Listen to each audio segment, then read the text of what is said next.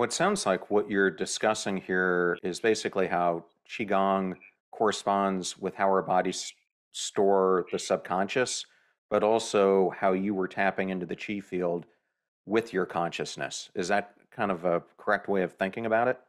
It's a great way of summarizing it. Yes. Yes. Yeah, and again, there's science now, which has been useful for me, and I think for a lot of people, just to actually understand it. Heart Math is an organization that they just do super cool projects where they're trying to measure things like the fields of our bodies. Like, what is that? And one of the things that they measured was the EMF field of the brain and the EMF field of the heart.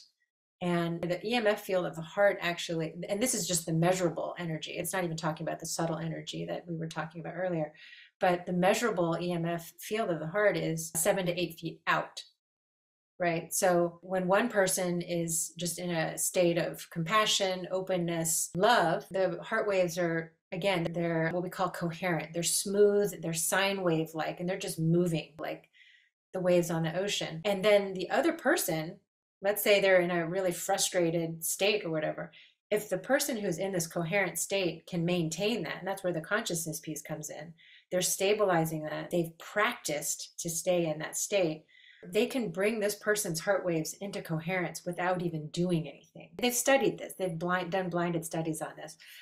And same thing though, if we're in a really agitated state, not only is that affecting our healing, but we can also bring others who are in the field into the incoherent state.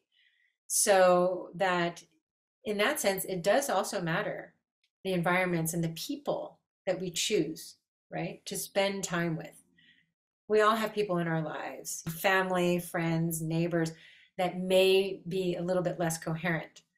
But that's where the internal practice comes in as well. It's like, how do we build that resilience? So it's a way of fortifying, just like I was talking about the gut and the skin, is another way of fortifying our own resilience so that it doesn't actually matter what enters our field because we can respond to it with coherence. There are a lot of different ways to do that. So for me, it was Qigong. Heart Math, for example, they have sort of biofeedback technologies where people can learn how to do that and they can watch on a monitor.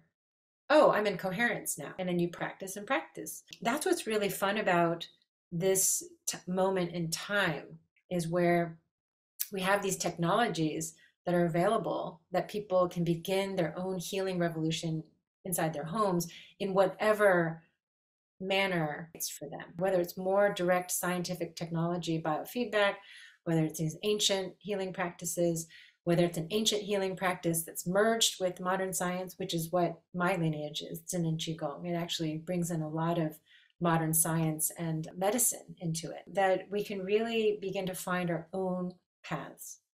And that is the beauty of it. It is also the complexity of it.